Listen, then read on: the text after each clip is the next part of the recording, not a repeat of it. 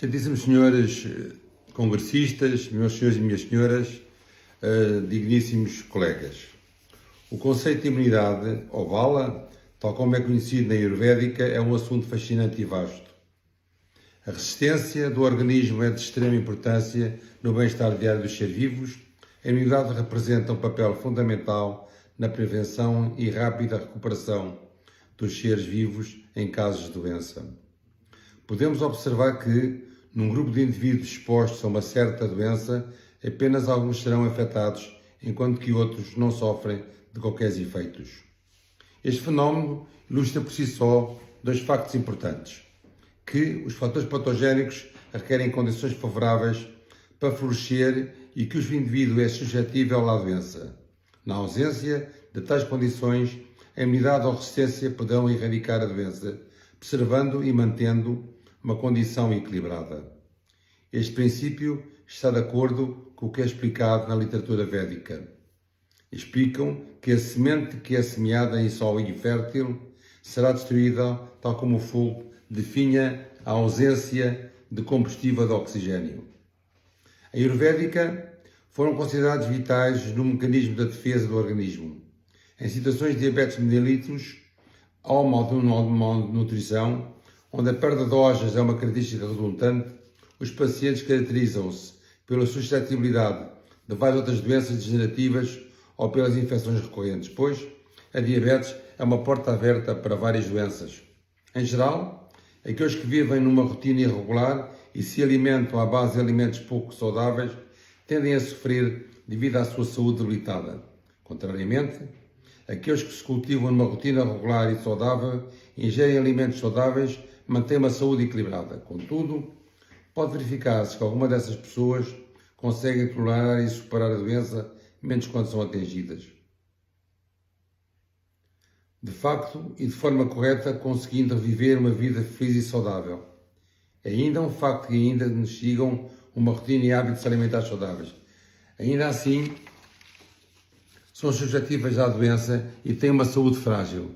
Estas são perguntas sem resposta que merecem investigação e análise. A Ayurvédica oferece-nos várias diferentes explicações para esses fenómenos. A ingestão de alimentos completos e uma rotina equilibrada que não só por si só suficientes para prevenir a doença.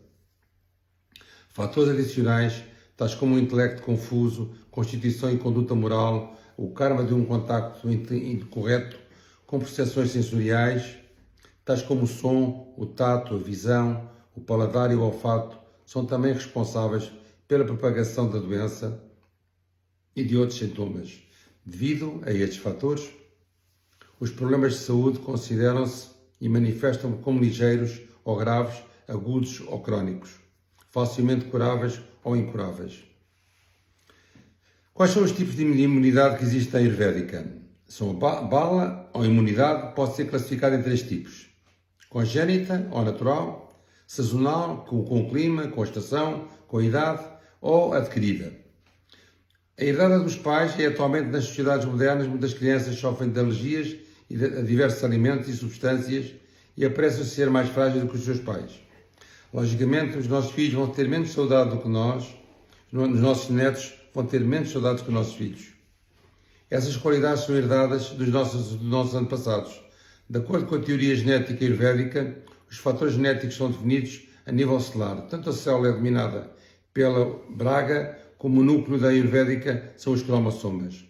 Se a constituição genética de ambos os países no mesmo país e de ambos os pais for saudável, a mesma saúde poderá a constituição ver-se bem na criança, uma criança saudável. Contudo, se essa estrutura genética incluir a prosperidade de algumas doenças, estas serão transmitidas para a predisposição de outras doenças. Com efeito, poderão manifestar-se tanto a nível celular quanto a nível do núcleo dos cromossomas, sendo esta imunidade adquirida geneticamente e assim não existe muito mais para ser feito, à exceção de minimizar os seus efeitos através de diversas modalidades da Ayurvédica. Segundo a bala, a hora do dia, a estação e a idade são fatores importantes para melhorar a imunidade. É mais forte do amanhã na primavera e na juventude que à noite. No verão ou na velhice, Bala tem ainda a hora e o dia da semana e o local do seu nascimento, como parte importante para este tipo de diagnóstico. Alguns locais têm condições climáticas e ambientais mais fortes.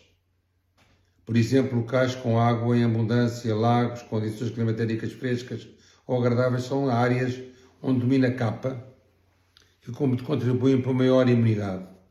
Bala representa a imunidade adquirida, no qual a doença é combatida através da Ayurvédica. A Ayurvédica foca-se em 3 planos de ação que adquirir a melhorar a nossa própria imunidade. O Rasayana, o promotor da saúde e o rejuvenescimento de toda a fisiologia, criando a resistência física e mental contra a doença. Varima, ou exercício físico diário, até 50% da capacidade de exaustão melhora a digestão, fortalece o metabolismo dos tecidos e promove a sua imunidade.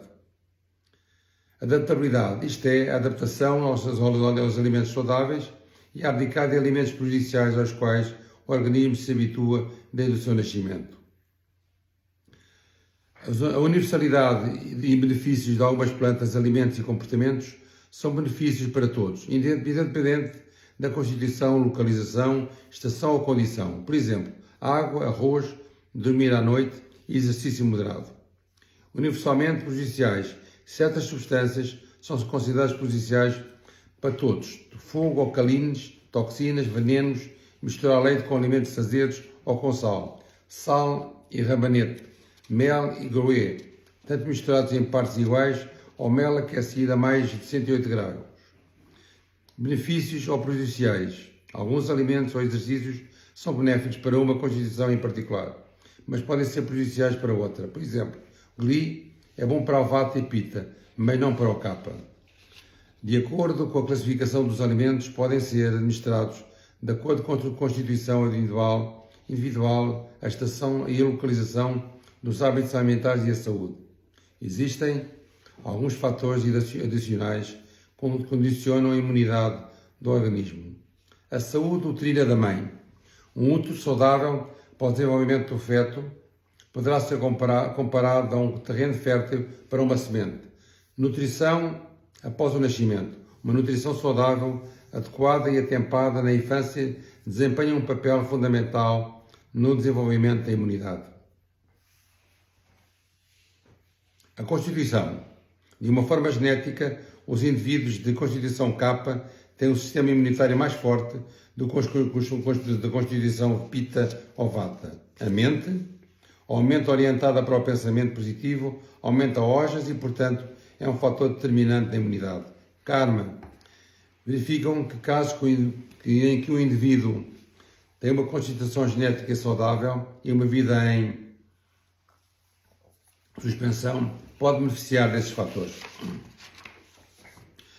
e dessa conformidade com a natureza, através da ingestão de alimentos saudáveis de uma rotina regular, e ainda assim é acometida uma doença grave. Nesta situação, é muito provável que os fatores kármicos estejam a desempenhar um papel predominante na imunidade. Meditação para o crescimento espiritual também é importante e fundamental. A meditação é um pensamento contínuo em determinado assunto. Orientar a mente na direção da espiritualidade traz naturalmente uma maior autoconsciência e pensamento positivo, aumentando desta forma a força mental e a imunidade geral. Tudo isto são sempre fatores que são importantes para a melhoria da condição da imunidade, porque a imunidade também está interligada com o sistema nervoso. Quanto mais o nosso sistema nervoso está incapacitado, menor será sempre a nossa imunidade. De acordo e de modo geral, alimentos potencializados na imunidade são alimentos frescos e orgânicos, fáceis de digerir, puros e saudáveis, em que se inclui leite e iogurte, frescos e orgânicos, vegetais, frutos, cereais, integrais e ghee. Alimentos de difícil digestão deverão ser evitados quando o objetivo é potencializar a imunidade e, desta forma, afastar este tipo de alimentos. Alimentos processados industrialmente, enlatados, congelados, embalados, não são alimentos frescos nem de fácil digestão e, portanto, de difícil normalização em termos de enfraquecimento do nosso sistema imunitário. As sobras são prejudiciais para o sistema digestivo e bloqueiam os canais de circulação, dando origem a um sistema imunitário preguiçoso e insuficiente, porque são alimentos já fermentados. Alimentos que nutrem o equilíbrio do organismo no inverno, estação seca e fria, são de sabor doce, azedo e salgado.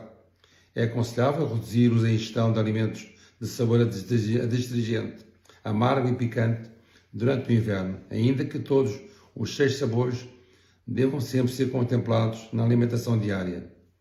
Refeições quentes, caseiras e untosas são o ideal desta alimentação diária. Refeições quentes caseiras completam fritos que sejam cozinhados no recurso de gorduras de fácil digestão, como azeite e agali. Evite alimentos ou bebidas frios ou gelados, uma vez que estes enfraquecerão o poder digestivo e diminui as defesas do sistema imunitário, já que quando bebemos uma bebida fria ou fresca, a temperatura interna do nosso organismo baixa e necessitamos de mais energia para repor novamente essa temperatura que perdemos. O estilo de vida tem também um importante impacto na imunidade.